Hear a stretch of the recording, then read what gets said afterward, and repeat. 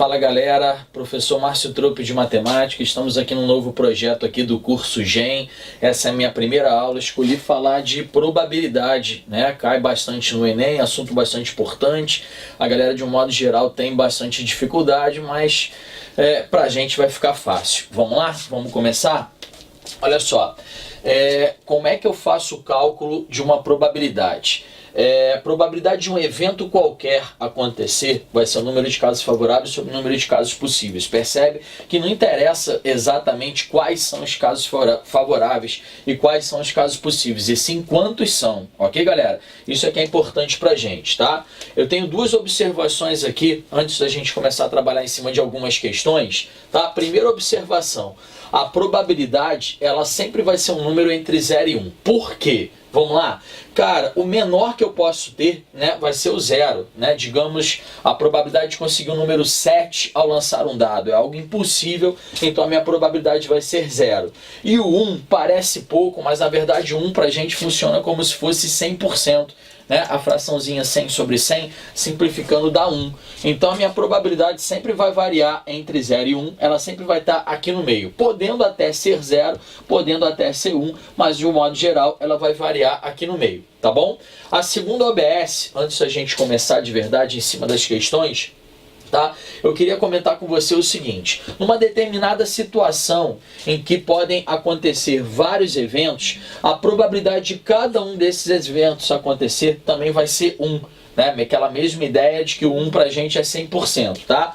Um exemplo, um pão com manteiga caiu no chão. Né? Há quem diga que é mais provável cair com a manteiga para baixo do que com a manteiga para cima. Mas o lance aqui, né, o que realmente importa para a gente não é o que é mais provável ou menos provável. O que acontece é que são duas possibilidades, né? Ou ele cai com a manteiga para baixo ou ele cai com a manteiga para cima. E a única coisa que a gente pode garantir é que o somatório disso tudo tem que dar 1. Tudo bem? Digamos que seja 60% a probabilidade dele cair com a manteiga para baixo. Então qual é o que sobrou pra gente, né? Com a manteiga para cima, então vai ser 40%, né? E naquela nossa lógica, somando essas duas, eu vou ficar com 100%, que simplificando, a gente vai cair aqui no 1, que é obrigatório pra gente. Ok, galera?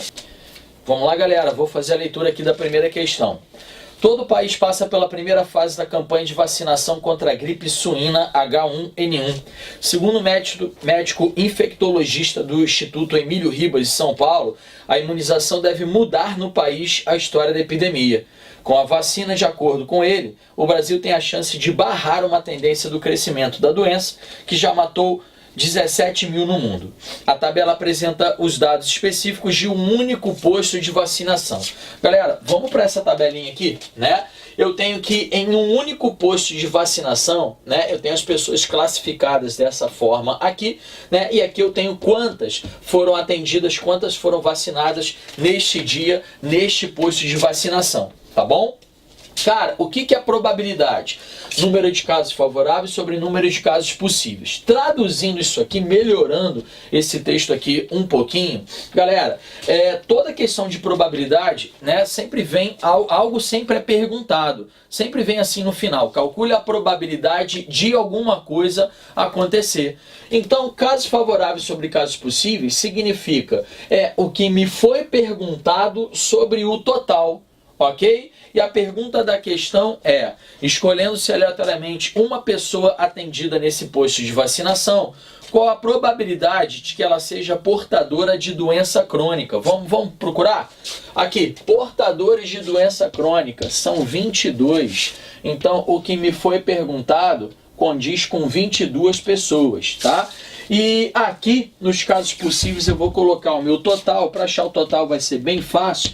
A gente vai somar todo mundo aqui, todas essas quantidades aqui de pessoas que foram atendidas, né? Eu vou encontrar 200.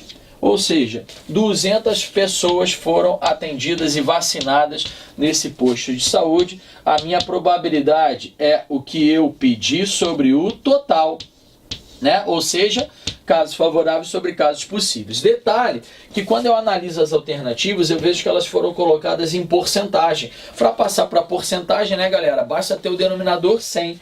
Então eu vou dividir aqui, né, por 2, porque eu estou vendo que se eu dividir por 2, eu vou chegar no denominador que eu quero, mas se eu dividir embaixo, eu tenho que dividir em cima também.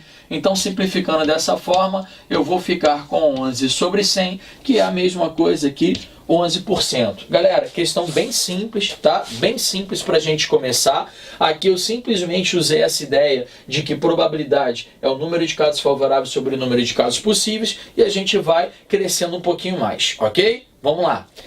Galera, a questão 2, eu quero falar um pouquinho com você sobre probabilidade condicional. Só para saber, esse tipo de problema, algum tempo atrás, era figurinha carimbada na prova do Enem, tá? A gente encontrava realmente questões nesse modelo aqui, justamente na prova do Enem. Mas vale saber que de um bom tempo para cá, não vem caindo esse detalhezinho, né, do assunto, não vem sendo cobrado não. Mas é algo importante que a gente tem que estar atento, tudo bem? Vamos lá? Vou fazer a leitura. Para verificar e analisar o grau de eficiência de um teste que poderia ajudar no retrocesso de uma doença numa comunidade, uma equipe de biólogos aplicou em grupo de 500 ratos para detectar a presença dessa doença.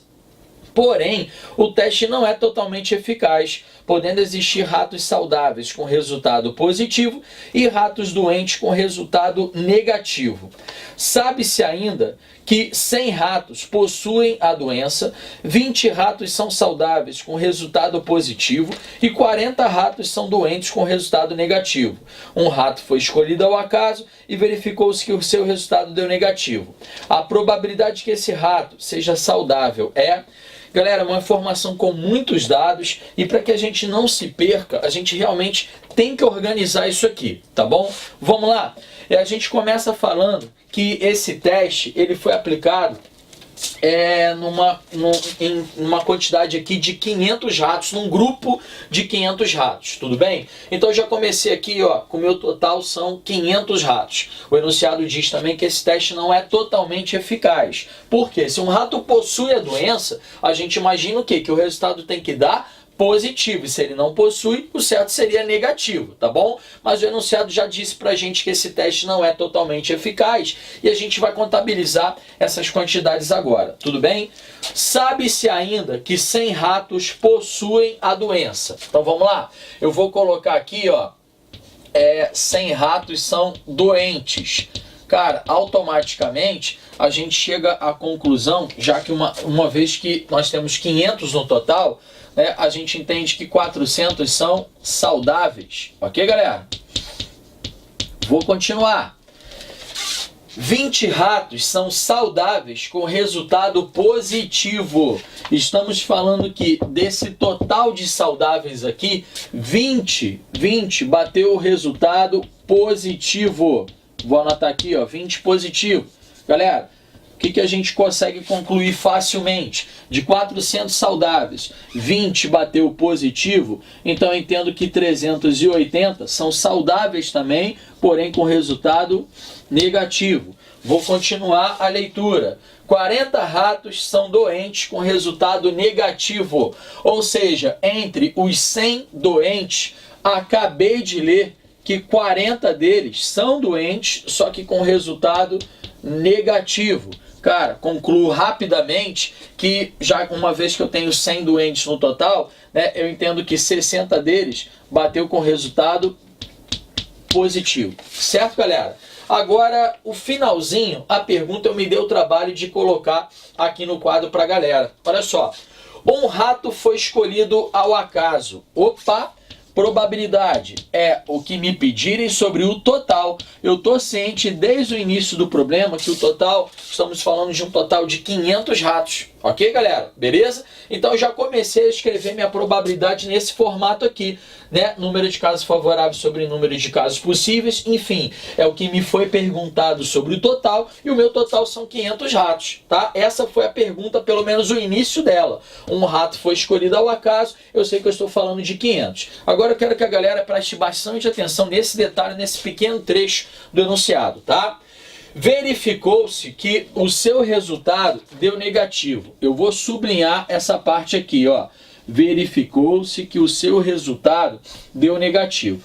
O que é probabilidade condicional? A probabilidade condicional trata-se de um pequeno trecho do enunciado, um pequeno trecho, é bastante sutil, tá?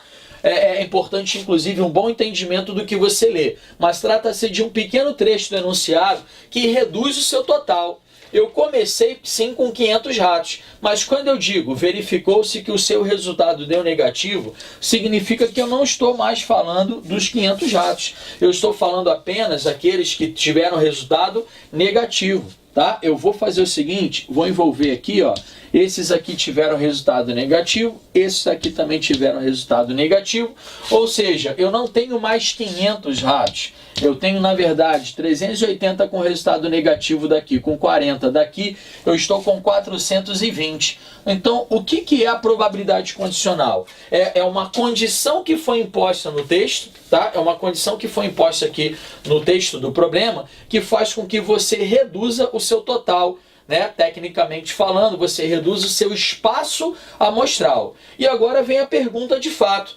Qual é a probabilidade de que esse rato seja saudável? Muita atenção aqui, tá? Ele tem que ser saudável e também ter o resultado negativo, ok? Essa condição que foi imposta, eu não posso simplesmente deixar ela de lado, ok? A pergunta é, qual é a probabilidade que ele seja saudável e também tenha o resultado negativo, né? A gente percebe que dos saudáveis, né, com o resultado negativo, nós temos 380. Ok, galera? Então, probabilidade condicional é isso, né? Foi imposta uma condição que não pode ser deixada de lado. Simplificando as continhas aqui, simplificando por 2, eu fico com 19 sobre 21. Vou procurar a alternativa correta, letra C. Valeu? Vamos lá, galera. Leitura da terceira questão. Numa sacola há um total de 10 pães, sendo 3 suíços, 4 franceses e 3 australianos. Já esquematizei isso aqui pra gente. Retirando-se ao acaso dessa sacola apenas 2 pães, a probabilidade de que pelo menos um deles seja francês equivale a... Galera, o que tem de diferente agora em relação às questões anteriores? Eu, inclusive, coloquei o tópico aqui, ó, probabilidade de eventos independentes. O que está acontecendo aqui é que eu vou retirar 2 pães da sacola. As questões anteriores, nós tínhamos uma pessoa foi escolhida ao acaso, um rato de laboratório foi escolhido ao acaso, uma bolinha vai ser sorteada ao acaso, né? Uma carta do baralho vai ser retirada ao acaso, e essa questão não é uma que vai ser escolhida ao acaso, e na verdade 2, são 2 pães que serão retirados da sacola ao acaso. Toda vez que eu retirar 2 ou mais, eu vou ter que multiplicar probabilidade. Eu chamo isso aqui de eventos independentes, e justamente está no plural, né, porque eu vou estar retirando 2 ou mais. Tranquilo? Então, a parada é essa aqui. Vamos lá? Eu vou fazer uma primeira retirada, eu vou fazer uma segunda retirada, e é fundamental que você escreva aqui na frente o que pediram para você calcular. Toda questão vem com uma pergunta, não é? Calcule a probabilidade de alguma coisa. É muito importante que a gente escreva aqui na frente o que foi pedido para a gente calcular, tá? A pergunta é, qual é a probabilidade de que pelo menos um seja francês? Diante dessa pergunta, a probabilidade de que apenas um seja francês, perdão, pelo menos um seja francês, eu já vou reestruturar essa separação. Ninguém falou no enunciado sobre o suíço ou sobre o australiano. A pergunta é qual é a probabilidade de que pelo menos um seja francês. São 2 pães e eu quero que pelo menos um seja francês. Eu já vou reestruturar isso. São 4 franceses, concordam, galera? Ninguém mencionou o suíço nem o australiano. Então eu vou escrever assim, ó. Eu vou sinalizar que desses 10 pães, 4 são franceses e simplesmente os 6 que sobraram eu vou escrever que são outros. Tranquilo? Tá? Ninguém mencionou os outros 2 tipos, então para mim qualquer um dos outros, né, tá incluído aqui nessa classificação aqui. Combinado? Agora, gente, eu quero que pelo menos um seja francês. O que significa pelo menos um? Um ou os 2, né? Uma vez que eu estou fazendo 2 retiradas. Então eu vou dizer que o primeiro é francês e esse aqui é outro qualquer. Só que também vale pra gente, também vale que os dois sejam franceses. A pergunta foi essa, probabilidade de que pelo menos um seja francês, né? Então aqui nessa linha eu vou calcular a probabilidade de que exatamente um seja francês, e nessa linha eu vou calcular a probabilidade de que os dois sejam franceses, ok? Vamos lá? Vamos trabalhar em cima dessas quantidades aqui, galera. Qual é a probabilidade de ser francês? Eu tenho 4 de 10. Então tá aqui, ó, são 4 de um total de 10. O segundo, eu estou dizendo que é de um outro tipo qualquer, tá bom? São 6 de outro tipo qualquer, de um total de 9. Galera, por que eu diminuí uma unidade? Estamos fazendo uma retirada, correto? Então, se eu tinha 10, fiz uma retirada, fiquei com 1 a menos. Agora, galera, o mais importante e que todo mundo esquece. Aqui eu estou calculando a probabilidade de que apenas um seja francês. Esse único francês pode ser o primeiro ou poderia ser o segundo. Então qual é a minha dica? Sempre que der para permutar aqui na frente, você vai permutar. Permutar esses dois tipos aqui, né, vai ficar 2 fatorial. Tranquilo? Ok? Quando é que você não permuta, tá? Vamos deixar bem claro, o padrão é permutar. Quando é que você não permuta? Ou se essas duas informações fossem iguais, né? Porque não dá para permutar coisas iguais, ou se fosse imposta uma determinada ordem. Se tivesse escrito que o primeiro tem que ser francês, eu não permutaria, mas ninguém falou isso. A pergunta é qual é a probabilidade que pelo menos um seja francês. Nesse momento poderia ser o primeiro ou poderia ser o segundo, e eu tenho que levar essas duas possibilidades em consideração, tá? Então permutar duas possibilidades, permutar duas situações aqui vai ser 2 fatorial, tranquilo? Vou para a linha de baixo, probabilidade que o primeiro seja francês e o segundo também seja francês. Eu tenho 4 de um total de 10, aí fiz uma retirada, né? Vou ficar com 1 a menos. Agora eu terei 3 franceses de um total de 9, e como eu disse há pouco, quando os dois são iguais, não dá para permutar. Nessa linha eu não vou misturar nada. Tranquilo, galera? Então vamos lá, vamos fazer as continhas aqui. Vale saber que quando você abre mais do que 2 linhas, você vai ter que somar no final. Somar probabilidade significa somar fração. E o ideal, para que a gente tenha menos trabalho, é que na hora de somar essas frações, o denominador seja o mesmo, ok? Então toda vez que eu tiver várias linhas, galera, cautela aí na hora de simplificar. Eu só vou simplificar na linha de cima o que dá para simplificar embaixo também, tá bom? Então, por exemplo, essa aqui eu vou simplificar por 2, tá? Vai ficar aqui 2/5. Agora, eu só estou fazendo isso porque eu estou vendo que a linha de baixo também vai dar para simplificar por 2. E eu vou ficar também com 2/5. Aqui eu vou simplificar por 3, né? Porque eu estou vendo que embaixo também rola de simplificar por 3. Aqui eu vou ficar com 2/3, ok? E aqui, simplificando por 3, eu vou ficar com 1/3. Percebam que quando eu simplifico em cima e também embaixo, o meu denominador vai ser o mesmo. Vamos fazer a continha aqui? 2 vezes 2 vezes 2, 8. 5 vezes 3, 15. Aqui, 2 vezes 1, 2. 5 vezes 3, 15. Estou com essas duas probabilidades com o mesmo denominador, que me facilita bastante na hora de somar. Fazendo a soma, eu vou ficar com 10 sobre 15. Simplificando mais uma vez, né, um pouquinho aqui por 5, simplificando por 5, eu vou ficar com 2/3. Essa é a minha resposta. A probabilidade de conseguir pelo menos um francês vai ser 2/3, letra C. Quarta questão, galera. Numa avenida existem 10 semáforos. Por causa de uma pane no sistema, os semáforos ficaram sem controle durante 1 hora e fixaram suas luzes unicamente em verde e vermelho. Ou seja, galera, só rola verde e vermelho.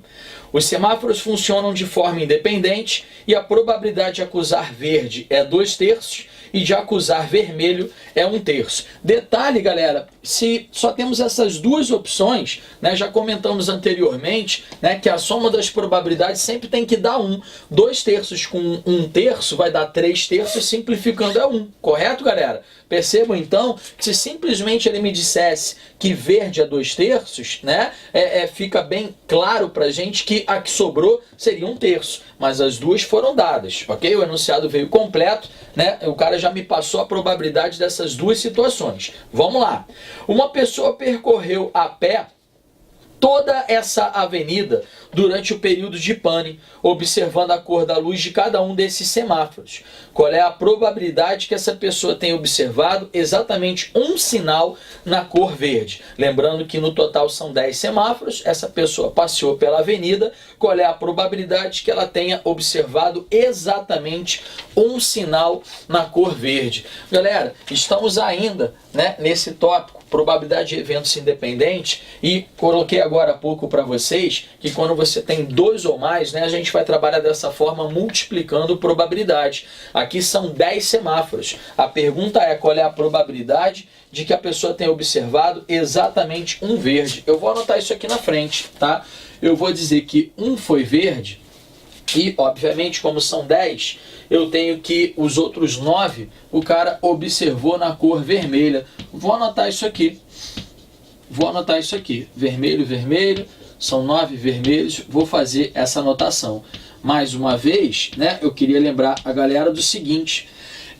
Eu coloquei como se o primeiro fosse verde e os outros 9 vermelhos. Mas, cara, as coisas não foram colocadas dessa forma. Foi dito aqui que você tem um verde e 9 vermelhos. Isso aqui pode ser em qualquer ordem. Eu escrevi como se fosse o verde primeiro e os 9 vermelhos depois. Mas a gente tem que misturar isso, né? Como é que eu vou permutar 10 situações aqui? Permutar 10 coisas vai ser 10 fatorial, tá? Só que 9 delas são repetidas. Então eu vou ficar com 9 fatorial. Fazendo essa continha, isso aqui vai dar 10. Significa que o que eu achar no final eu vou ter que multiplicar por 10, ok? Agora, voltando nisso aqui, digamos que o primeiro foi verde. A probabilidade de ser verde vai ser 2/3. Agora todos os outros vermelhos, né? Vermelho eu tenho 1/3 para todos eles. Então vou escrevendo aqui 1/3, 1/3, 1/3,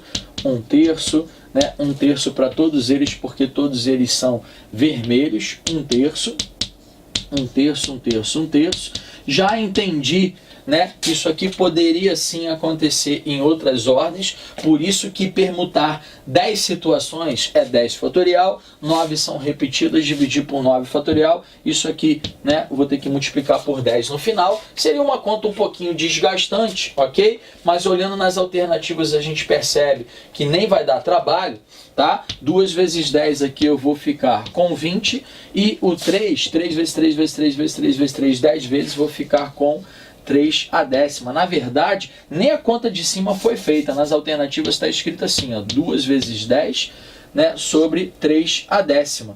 Tá? Observe então que justamente por causa do desgaste da conta, né, seria impensável para a gente fazer 3 vezes 3 vezes 3 vezes 3, 10 vezes, e justamente o enunciado coloca dessa forma. A alternativa ela está assim com a conta por fazer. Ok, galera?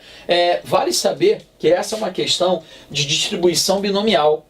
Existe até uma formulazinha para isso, mas o que eu queria mostrar nessa aula é justamente que eu posso continuar multiplicando probabilidade, né? Toda vez que eu tenho 2 ou mais, 2 bolinhas da urna ou mais, 3 cartas do baralho ou mais, 10 semáforos que eu fiquei observando ao caminhar numa avenida ou mais, eu vou multiplicar a probabilidade e eu chego na resposta também. Ok, galera? Espero ter ajudado, ter contribuído de alguma forma para você. Quer ter aula comigo? Vem pro GEM.